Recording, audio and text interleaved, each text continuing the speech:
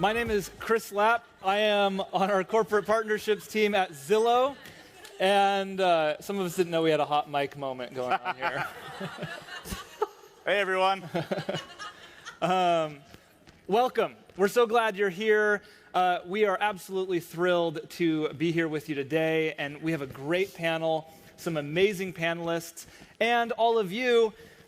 One note that Kiana made me realize is if your phone rings, you have an online lead, go ahead. You can get up. You can take it. We'll all get really quiet, and we'll judge how you engage that call. No, I'm just kidding. But a couple things here. We're thrilled. We're going to have some question time and Q&A at the end. So my recommendation is take some notes as we're talking. If something, comes up for you, write it down so we make sure we get that question. There's a lot of talent in this audience, and we want to make sure that your questions get heard and that we have an opportunity to respond to those as a panel. A couple other things. We are specifically talking about online leads today. So I'm from Zillow. Paul is also from Zillow. And I know a lot of you work with Zillow and engage with us on one of our many different business lines. We want to keep this session specifically for online leads. Paul and I will be at the Genius Bar afterwards. Feel free, bring your questions. We'd love an opportunity to answer those. But let's take this time together to mastermind how we can best work online leads. Sound good? Okay, wonderful. To start, something I want to just mention is all of you in this room, you got into real estate for one reason or another, but there's something that unites probably all of you. You're probably really good at working with people, right? You are relationship-driven people. You engage well, make great connections with others. And you get into real estate and you use your sphere of influence. You engage your people, you connect well. And as your business grows, you get to this place where you have worked your sphere and you say, okay, what's next? And oftentimes, that's where people come and start engaging with online leads. Most of you in this room are probably not masters when it comes to answering the phone with a perfect stranger that calls you at a time that you least expect it. But we're here to help engage and find ways and best practices to help set you up for success. Sound good? Perfect. So with that, why don't we introduce our panel? So we're just going to go down the line to start. Tell us a little bit about yourself, your business, and what brings you on this stage today. So why don't we start? Kiana, why don't you introduce yourself? Sure. My name is Kiana Rodriguez. I am the founder of Olani Properties. We are in the northern Sacramento region, serving Placer, El Dorado, and Sacramento County. I am on this panel because I started my business in 2009, so not necessarily the depth of online leads that we see today. And I've built my business 3 times, starting over in 3 different markets, all with online leads. All right. I'm Paul Wellnitz. Started working at Zillow in 2013. I was fresh out of college. I went to University of Washington, majored in finance, and thought I wanted to go work in New York on Wall Street. Did like 2 interviews over there, and I was like, I don't like this derivatives thing. So got a call from a recruiter at Zillow. Company was maybe 400 people big back then. Now there's 8,000 plus people there. Immediately jumped onto the sales floor. Back then, I'm sure some of you remember, we sold impressions. So we would sell impressions like, okay, we'll give you 30,000 impressions a month in the zip code, good luck, right? And we didn't really coach, consult, do any of that. It was pretty much like sign this contract here and we'll talk in 6 months and see if you want to buy more or continue your contract. So that was 2013 through probably 2017. And then we launched Premier Agent Forward. I'm sure some of you remember that as well, where we transitioned over to Connections, which was not a welcome thing at the beginning. Right? But we identified that there was a huge opportunity to serve more customers if we kind of took that off your plate, the follow-up, trying to get somebody on the phone. So that was 2017. Fast forward to today, I'm now working on the flex side of things. It's kind of a buzzword here. I'm on the flex side of things. And I am working exclusively with all of the side teams that are involved in flex. And right now, I think, somebody correct me if I'm wrong, I think we have 35 teams at side that are in the flex program. Matt totally says thumbs up. Okay, I was right. But very excited to be here. What's happening, everybody? So my voice is a little bit low because it's not the very, I met Iron Man last night, so I kind of went a little buck wild, but I'm good now. I'm just coming back. It's coming back. But my name is Donnie Poworski. I am the founder of Hero Real Estate. I've been, dabbling in online leads since 2004, so I've seen kind of the good, the bad, of the ugly of online leads. I've seen 1 out of 100 being a valid lead, and now in today's environment, 1 out of 5, sometimes 1 out of 10 is a really valid lead. I was involved in designing a CRM to process leads at a high volume, and I've learned kind of a lot. I mean, I haven't done Zillow in quite some time, my apologies. But I've really moved to doing online social media leads, and I've seen a lot of engagement through that process. Perfect. Well,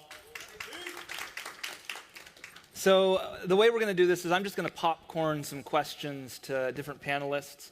And like I said, feel free, scratch down some notes. Any questions you have, we'll make sure to get those at the end. So why don't we start? Kiana, you have a lot of experience in the real estate market, especially starting from scratch in multiple different markets. You've had to rely on online leads to grow your business. So as I mentioned to begin with, a lead comes in. It's a perfect stranger at a time that you least expect. You might be cooking dinner. How many of you have had that happen before, right? At the time that you least expect it. How do you handle making that first impression with that online connection? Okay. Yeah, online leads only happen when you're in the shower. So when I started with online leads, this is actually in the short sale days when leads were coming in, and it was kind of like the lead would come in and you could take your time to call the person back. There wasn't a lot of competition in the online market. But over the last, 10 plus years, I've found that your first impression on the phone with your online lead is everything. The first minute that you're on the phone with that person, it's how fast did you call them back? Did you directly answer their questions? And can you build rapport quickly? For anyone that knows on the phone, you don't know who they are. Sometimes they come in with they're not even their real name. They can act like Mickey Mouse or something like that. And so I just learned quickly that in order to build rapport, you have to have a system. And for us in our office, systems are everything. So scripting, absolutely. Depending on the lead type, the script might be different. They might be coming on a property. They might be just randomly looking at something. They might be a seller or a buyer. So we have scripts for everything in our office. And then the other thing to consider is that person who's coming through as an online lead is probably not only talking to you. So you have a very small opportunity and window to build trust with that person and to make them understand that you are the knowledge broker in that market. So, Paul, for those familiar with Zillow, we often speak in the acronym ALM. So can you break down that for those in the room? Sure. Who knows ALM? Almost half, maybe? Almost half? Who remembers LP Mama from like 2013, 2014? Okay. So yeah, that's what I coached with my teams for 3-4 years, right? LP Mama, the 6-question interrogation with your new buyer that you were just introduced to, right? Do you have a mortgage? Do you have an agent? What's your motivation? And we have done a ton of call listening over the last 7-8 years. Whenever we started recording calls, Chris, probably 7-8 years. We've listened to literally tens of thousands, if not hundreds of thousands of calls. And we realized something, right? In LP Mama, the appointment's on the way end of the call. So you've interrogated this person, they probably feel slightly uncomfortable, and then you say, great, do you want to go see this house? They're gonna be like, you just asked me a bunch of very personal questions. Probably not, right? And so we started to kind of tie together, okay, these teams that are performing really well are asking for the appointment on the front end of the call. It's the first thing that comes out of their mouth, right? Because you have to think about the buyer journey on Zillow, opposite any live transfer scenario, right? They're saying, hey, I want to go see this property, or hey, I have questions about this property. Not, hey, I want to know how buyer's agency works and I want to talk about being pre-approved, right? So we condense this down to ALM, right? And Dan Smith knows this. The most important thing is to ask for the appointment on the very front end of the call. Not, hi, how are you? How can I help you? First question, when would you like to go see the property? That's your A, right? Then your L, the next question out of your mouth. Great, are there any other properties you'd like to see in this area?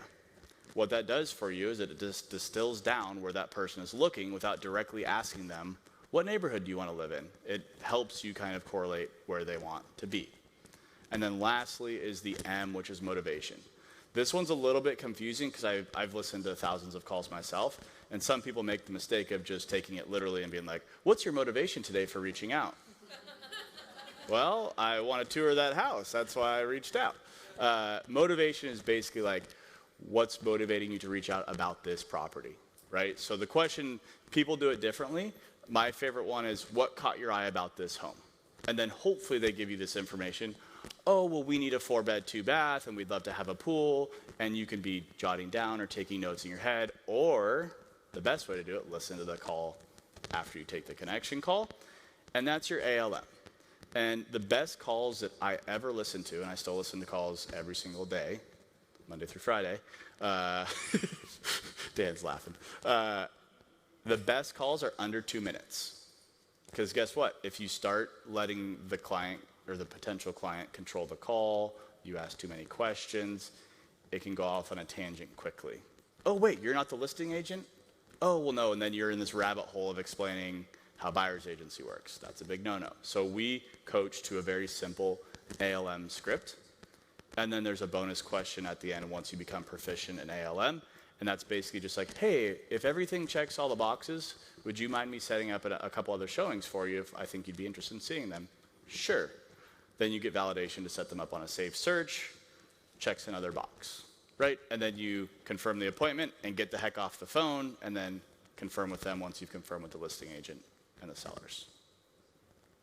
To add a little bit of color to that, as I mentioned at the beginning, all of you here in this room are great at working with people. It takes some serious discipline, if you know what I'm talking about, to get off that phone in 2 minutes, right? I mean, you want to build rapport, you want to talk about kids and dogs and all the things, right? That first call, 2 minutes. Shifting gears just a little bit. Donnie, in more of the social media sphere of things, tell us how the leads that you're engaging on these social platforms are different from these main real estate sites like Zillow or Realtor. I think the biggest difference is that you're not relying on end user input because of the guarantee on the social media profiles that 50% of the information is accurate, right? They might have a valid phone number, valid email address, but now you have a name where you could search property tax records and try to find out if they own any kind of property whatsoever.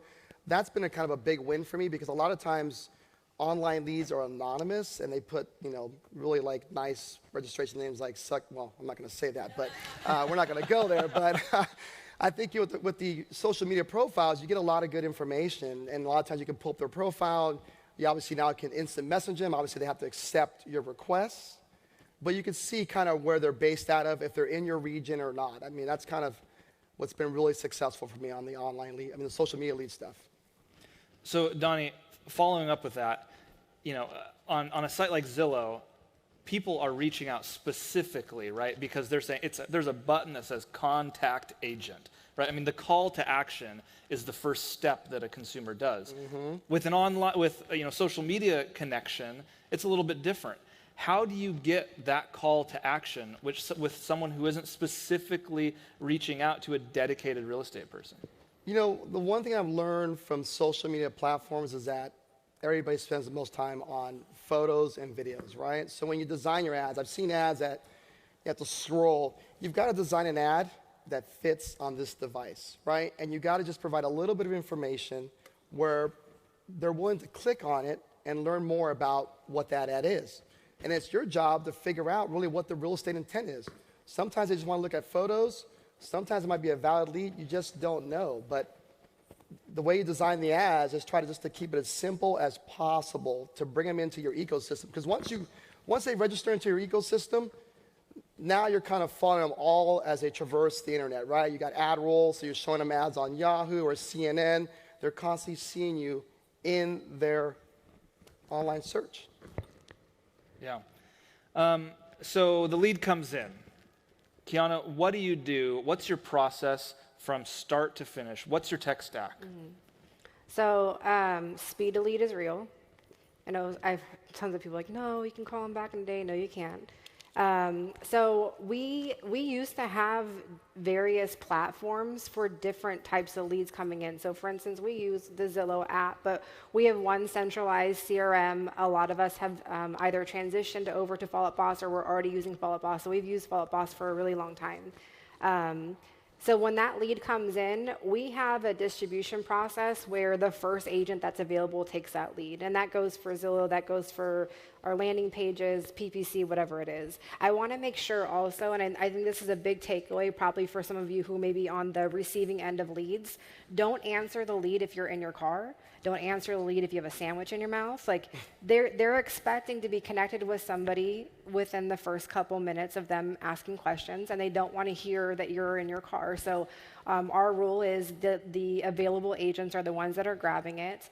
From there, that lead gets attached to the agent. The agent does follow up. Our tech stack for speed to lead is we have a distribution system. If our ISA answers the phone first and identifies where that lead's coming from, what they want, then they'll distribute it to the agent that's best fitting for that person. And then our CRM has a long-term follow-up process, which I might be venturing off to say that drip is dying. And so a lot of our infusion of contact management with our leads is still human-based. And we've come away a little bit from the emails and text messages that are a little bit more automated. So we really do live in our CRM. And for those of you who are team leads, and for those of you that are agents, like rely on your tech to identify the top leads. Because the percentage of leads that are coming in, I tell the team all the time, there's a lot of people that are going to register for your information, or just, my sister was looking, and they're not truly an addressable market for you. They may go into your system, but you don't want to spend your time working with a lead that probably has no intention of purchasing. It doesn't mean they don't like you. It doesn't mean, that there's something that you said. It just means that they're not a yes for you now. So we utilize Slack for distribution for our speed to lead. And then we mainly work out of our CRM. And then we also have an IDX feed that is tailoring searches to what they're pulling up. So for instance, if they've switched to a new city, we want to make sure that we're instantly applying that new city to their search, that we're giving them things that they like to see. Right. So as you said, drip is dying. Mm-hmm. That's quotable right there. Paul was vigorously shaking his head. That was you. Thank you. Paul. Well, yeah, you stole my thunder a little Sorry. bit. Paul, what are some of the traits that you see that make a successful premier agent on Zillow? I'm gonna give you one. Is that okay? Sure. One. Go It's ahead. big. Okay, go for it. And we get asked this a lot, right? So in Flex, it's a metrics-based, performance-based program, right? So everything is measured in Flex, right? So my leaders come to me and be like, Paul, how is Kiana doing so well on Flex? Tell me about what she's doing differently. Or how's Anvil doing so well on Flex? Tell me about what they're doing differently. And it's not so much about what's being done differently, it's just that they have a high level of accountability on the team. So the one word is accountability. So whether you're a team lead and you're responsible for holding your agents accountable, or you're an individual agent who's invested in some leads, you need to hold yourself accountable, right? Most people that I've worked with over the last 9 years, let's say they buy a couple connections off Zillow, they focus on two things, right? How many leads are going to the top of the funnel, and then how many am I going to close? And that's the only thing they measure, right? Okay, we need to get 100 leads, we're going to convert at 3%, we hope, let's go get it. Let's hope for the best. And that should generate a positive ROI. The level of accountability that you should have is measuring everything in between that first connection call and the bottom of the funnel where you arrive at the closing table. Those are the two easiest parts, right? The stuff, the messy middle in between is the challenging part, right? So we should be measuring your appointment rate. When you take that connection call, how many appointments are you setting of those 100 connections that you just purchased? Next down, how many of those people showed up to those set appointments? How many people are you showing homes to from those 100 connections? And then from those showings, how many offers are you writing? And then ultimately, yes, you measure how many deals you put under contract. But what that does is that gives you line of sight to hold your team or hold yourself accountable, right? Because if you set 80 appointments, but you only showed 22 people houses, okay, what are you doing from when you hang up that phone and go show up at that showing and they ghosted you, right? Are you doing appropriate follow-up? Or if you go show homes and then they ghost you, are you properly showing a home? Do you need to shadow somebody who's having success there? So I was thinking about it, and the word accountability just really stood out to me. You know, you've all heard like inspect what you expect and things like that. But I would say like the teams that are super successful on Zillow hold themselves and hold their team accountable. So we all know that if you're a team lead, getting the right agents that work online leads, that can be a challenge, right? It's a certain specific group of agents that you're looking for. And as an agent, some of you are in this room going, I think I'm really good at it, or, I could use a little bit more practice working these leads. Kiana, when you are looking for somebody to take online leads, what are you looking for in a buyer's agent? So I'll say what I did wrong first. Okay. And then I'll say what I did right after. So I used to have my analyticals on my leads because they were so systematic on follow-up that it was almost like clockwork for them, right? They categorized their leads correctly. They knew their CRM. They could put the notes in. I was telling one of my agents this last night, you cannot teach certain sales skills as much as you can teach like how to use a CRM. So what I found is as we've progressed through what brokerages are turning into and what information's out there for the consumer, what I found is the agents on our team that do really well can pick up the phone and get through ALM pleasantly. They sound professional, they're answering the questions, but the trust building in the short period of time that you have, it's kind of like a speed date, right? You're meeting a potential person who might be investing anywhere between $500,000 to multiple $1 million with you as their guide. And what I found is that if the agent in that first couple minutes can set the expectation of, hey, I'm going to guide you through this, and that person trusts, because you've been on an online lead, I'm sure, for cars and purchasing things online, and you can see the bombarding of the online garbage, the drip. But it just takes a quality conversation between you and that person who doesn't know you to build that trust. And we used to say it was for every online lead that's coming and talking to you, they're probably cheating on you with 9 other agents. That's kind of the number that we thought. I'd like to think that it's probably a lot higher because they may have started their journey in purchasing 3-4 years ago before they were ever ready. So they have drip galore going on. Plus they have Zillow. Plus they have, other third-party sites that are also shooting stuff. So there's a lot of people paying for your clients' attention. And there's a lot of people that have deeper pockets that are paying for your client's business. And so when I look at the buyer's agents, yes, CRMs are important. Yes, accountability is important. Follow-up's important. But you truly have to set a first impression with that. And maybe not even just the agent. Maybe your ISA. Or maybe we have a new client care coordinator on our team that their job is to love on that person, because you and I know that you may pay a little bit more to experience, a higher product or a better product. Even if it costs you more and it's similar to something else, that person feels comfortable. They feel like they've been greeted properly. They feel like the agent's following up, the communication's there. So I've switched my model much more into like my analyticals, my CRM users into, can you treat that client or the potential client as a person who has a real need? A lot of people come to us and they're in family transition, they've had a baby, someone has passed away, whatever it is, they're moving for a reason. So how do you connect with that person closely? So that's been what my focus is for buyer's agents going forward, because I think online leads have robbed us a little bit from that ability to connect. Humanizing the connection. For sure. Yeah.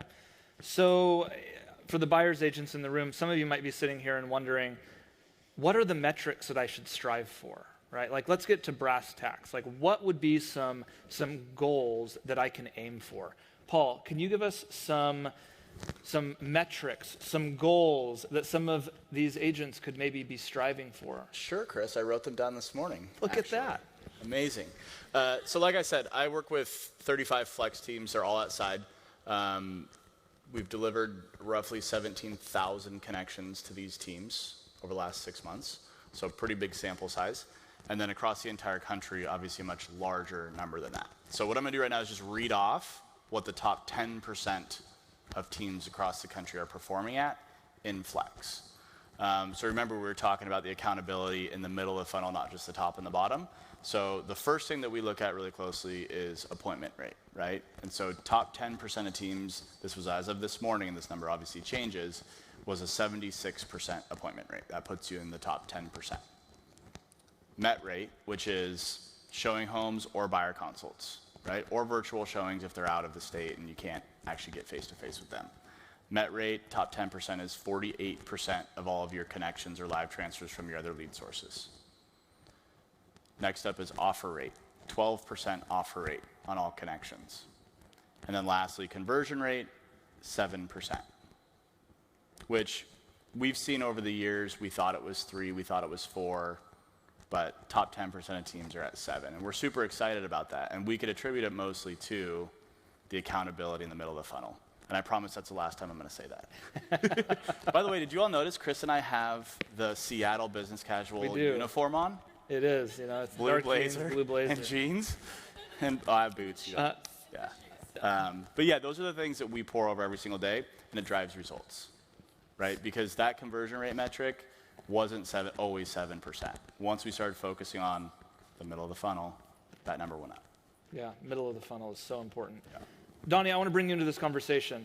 For you, on the social media front, what kinds of posts or ads have generated the most engagement for you? I think in this market, price reductions. Right? I've seen most engagement in price, and obviously personal posts, right? I mean, it's just if you have a social media profile, you got to mix your stuff up with personal and business because it just becomes too boring. So, but price reductions is really popular right now.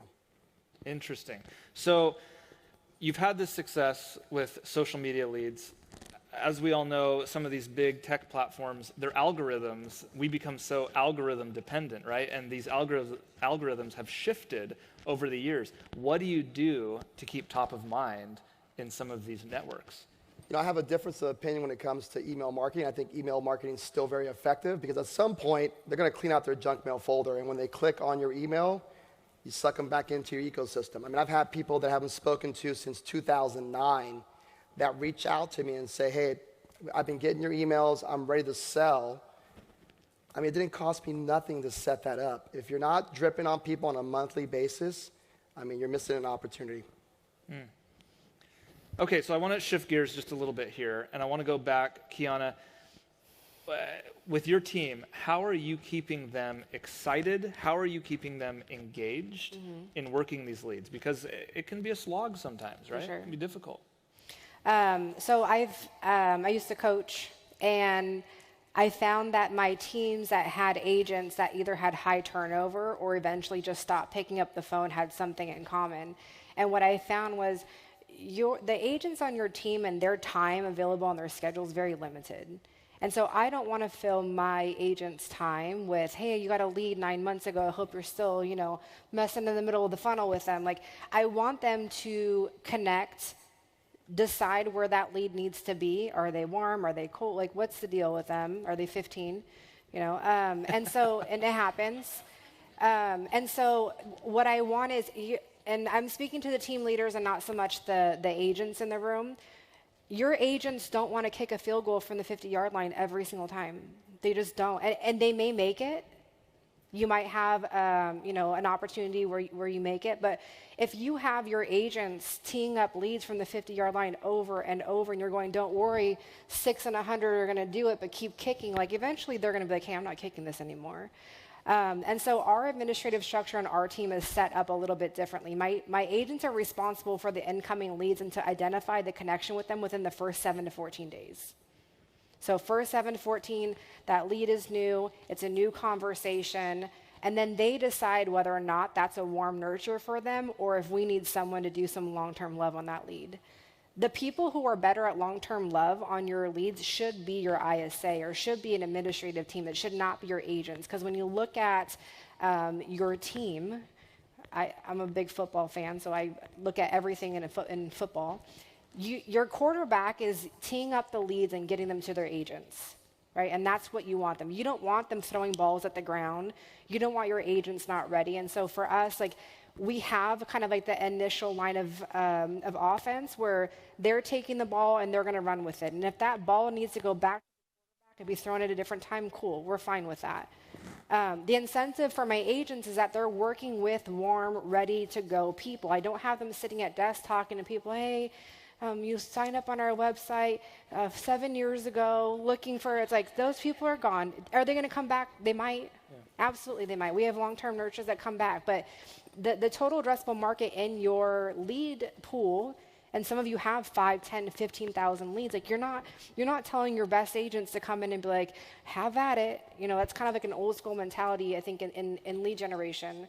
So I have my agents kind of more bottom funnel. Like, I want them there. I want them catching the stuff that's ready to go. I want my admins who have the time, who have the resources. They're not in the car. They're not eating a sandwich, on the go, because agents know you eat lunch at 4 sometimes, and like, you don't know if the lead's going to come in.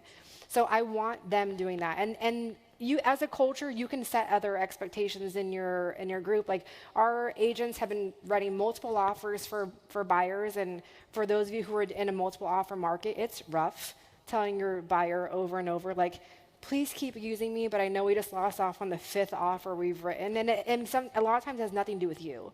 It's the market. And so we have an in-office little carnival going on. So if they get an offer in contract right now, they get to spin a prize wheel. We have cool, fun stuff for them to do. We have Plinko. We have a little punch board thing. And it lets the agents know that, hey, we're all going through this together, but there's fun in this too. It is fun to tell your client, hey, you got your offer accepted, and then you're kind of back to the grind, helping the next client. But I think for the team leads that are in this room, I would really consider where you're allowing your agents to kick that ball from. That's great. I want to play Plinko. Anyone else? So we have about 15 minutes left, and we want to open it up to you all. So questions that you might have. We have some mics. We have 3 mics, so one halfway on each row. So why don't any questions that you have? Oh, right there, yes. Hey, Darren Dowling with Beyond Realty in Sarasota. So I do Flex and a lot of Google pay-per-click leads. Now with a bunch of retargeting through social, so kind of running the trifecta. Just from the team lead aspect of things, do you find that there's a certain disc profile or personality type that, say, would be better for a Flex lead or a Google pay-per-click lead? Obviously not a high I, because those guys will talk for more than 2 minutes. Who wants to take that? I mean, I have a team full of eyes. But here's what I'll say about your eyes. Your eyes just have to have enough administrative structure to do what they do well. So I will put an I up against a C any day in an appointment, because my eyes are going to build the rapport because they care. That's what they lead with. I'm not going to put a C out there and say, okay, you have no backing. So PPC and Flex, I find that eyes do really, really well with Flex. They're meeting somebody they've never met. You don't want to put your shyest person meeting a complete stranger at a property and say, hey, go build rapport, and they're shy. I'm actually an introvert, and I'm an analytical, but I have enough D where I can, show up and, showtime, game on. I'm there to help the client. I'm back in my car, and I'm back to my C self. So I think that, you should be leading. Your buyer pool, your bench should be probably predominantly I. That's a good question. And, I think to add on to that, that first conversation's 2 minutes, but then the rapport building comes after that, right? After you give the consumer what they want, then you take all of that relationship building expertise and put it to work. Yeah, great question. And I can also kind of piggyback on something. I have some people on my team that aren't necessarily like CRM lovers. They'll adapt to it, but team leaders always say, my clients don't update their notes, they're not changing, whatever. I never say that to you. I know, he never says that. But here's the thing. The reason why Zillow's measuring everything is because if you're measuring it, you always know what the outcome is. You will always know what your outcome is. Throw 100 leads in. If your conversion's sitting at 7%, I as a team lead know when we're behind, when we're ahead. Like, you can score the game, So when it comes to people on your team, if you have somebody on your team that's bad at CRM, don't discount that. Put administrative structure underneath them. We have an ISA in our team who's in Zillow comparing notes, comparing what the agent has said with and updating it for them, because that's what she's good at.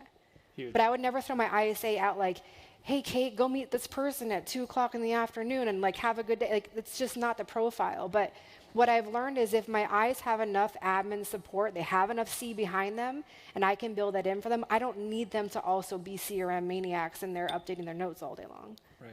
Right. Next question. I think there's someone in the middle here. Yeah. Hi, Pri with Kinetic Real Estate. My question is, as a team lead, how do you keep your agents motivated on Zillow? Because, Zillow is very, you have clients that are like, okay, I want to see this house in the next 30 minutes. You literally have to drop everything and get on the road. Also, do you have incentives to top performers? Like, okay, once you close 5 transactions, I'm going to give you more splits. Once you close 10, 15, then your splits go higher. Do you have some sort of that in your team? You're asking me or Donnie? Oh, actually, you're either. Flex. I don't have incentive-based changes and splits, no. I also think, like, from a team leader, there's a lot of administrative support that goes behind Flex. Like, if you're in the audience, like, I would love to have Flex. If you don't have a whole system and a whole admin team to run Flex, like, it's not the program for you. And I know that we don't want to talk just about Flex, but any program, like PPC, whatever it is, I think your agents will stay motivated in Flex if the systems are easy for them to use. And if you're constantly training we're in a market where you have to get through the no's to get to the yes. If every person that you met with on Flex was ready to go, standing at the door of the contract, everybody would want it. And that's just not the way that any market works. I don't care what you're selling. If I go to you and I'm like, hey, I have this great dress, you're like, I don't wear dresses. Yeah. It's not because you don't like my product, it's just I'm not the right fit for you for a product. So when you look at Zillow, your agents need to understand, and I know some of the agents in here are like, oh, okay, you're meeting the client. That doesn't mean that person's a no. It just means that they're a no right now. Right. Or they just wanted to see the neighborhood and maybe it was a different neighborhood. So you need to train to measuring. You need to train to the percentages. We're in spreadsheets all week long with Zillow because it is a measurement-based, performance-based, but that goes for all of your leads. You should be treating your PPC. You should be treating your seller leads. You should be treating all of your mail-outs the same way that the Flex metrics are measured, because that's how you measure, this is what we're spending, this is what we're getting. So the agents understand this is a business model. It's not a, have fun, go find somebody. I think that's how they get burnt out. They just don't understand that this is a metrics-based program. That's a great point. Okay, we have a couple more questions in the middle here. Yeah. For Donnie, do you use an ISA for your lead flow? Actually, and if so, how many ISAs do you have? And third, how many people on that team are getting the leads? the problem with the ISAs is that a lot of times you have to outsource them and they barely speak English, right? I really believe that the interface when you get someone on the phone should be a licensed agent that can really speak the lingo, right? I think, when I look at like ISAs and CRMs and all that stuff, at the end of the day, no CRM in the world is going to get your agents to basically follow up on leads. And I haven't had a lot of success with ISAs. I have had a lot of success with artificial intelligence. I've really been really happy with that stuff. I think that stuff is phenomenal. I am excited that we finally got rid of Copper, what was it? Copper, sorry guys, Copper. Sorry guys, my apologies. Sorry, Guy. But we're getting Follow-Up Boss, right? So Follow-Up Boss is a really good CRM. A good pair-up to Follow-Up Boss would be Ylopo, because they have a really intelligent AI engine that can really take, because the amount of leads you're getting, it's impossible for an agent to stay on top of them. But if the technology at least brings the top leads to the top and is texting you and telling you, hey, this lead wants to do something, those are the leads that I really believe they should follow up on. Yeah, in the middle. Another one for Donnie. You mentioned social media leads and how we can look through county records, find out, but how are you getting the social media leads? Do you have any advice for that? YLopo is really good. Chime.me has a really good listing platform, marketing platform. You can actually do your own carousel ads through. Facebook has a whole section on how to advertise real estate ads. Okay. So I recommend you look at those things. But if you want to really get into it right away, YLopo is a pretty good start. So just ads on those platforms? Yep. Cool, thanks. The middle mic is popular. Yeah. I guess. Hi, Tracy with Collective Real Estate. This one's for Kiana. You said that when you're nurturing the leads, it goes to the ISA. What exactly do you have them do? Just calling, or do you do a bunch of different things when it's a long-term nurture? As far as like the just long-term nurture? Yeah. Okay, so the ISA is responsible for watching our CRM for behavior. So that's one thing. So she's spending all day watching behavior of leads. Are they pulling? Are they asking questions? Are they now searching more? So that's one thing. Our ISA is also responsible for changing the metrics of where the leads, if you want to call them buckets. Like if we have somebody in cold and all of a sudden they're searching and pulling, guess what? That ISA needs to move that person up so that we know they're in a different cadence of contact. And then I think are you just talking about long-term, like? Yeah, what do you do to follow up? What do you have the ISA do specifically to kind of keep them in the loop and keep them? Sure. I mean, you said you didn't do drip, or drip might be going out. What do you do then to nurture them? So I'll take this back. We have branding drip, but it's because I want them to know who we are. I don't have branding drip when it comes to like all the stuff that they're getting from anywhere else. Our ISA's responsibility is to find the hand raiser. That's all her job is. She doesn't need to pre-qualify. She doesn't need to set the appointment unless the person's ready to set the appointment. Her job is in a sea of email addresses and names and people coming in. Her job is to say, this person's raising their hand, the behavior is changing, they're pulling stuff. Which agent has the capability or the bandwidth to take this lead and have that conversation? So if your ISA is kind of like just searching through your leads to find out in the funnel, are you misclassified? Are you actually middle funnel, or are you getting to the bottom of the funnel? Like, where do you belong? And that goes for all of our systems because they're all dumping into one CRM. Is that person just not classified the right way? Thank you. We have time for one more question in the middle. Okay, mine's quick. My name's Lisa Vernon from Ponte Vedra, Florida. I launch tomorrow, imagineflorida.com. Welcome. Thank you. My question is, a couple of us back there were Wide Lobo? What? YLOPO. Told you it was easy. We just all back there going, do you know? Do you know? Thanks. Absolutely. Well, thank you all so much for coming. We will hang around right here for a little bit. If you have any questions, Paul and I will be at the Genius Bar in the Zillow booth. Feel free to stop by. We'd love to answer any of your Zillow-related questions. Thanks so much for coming.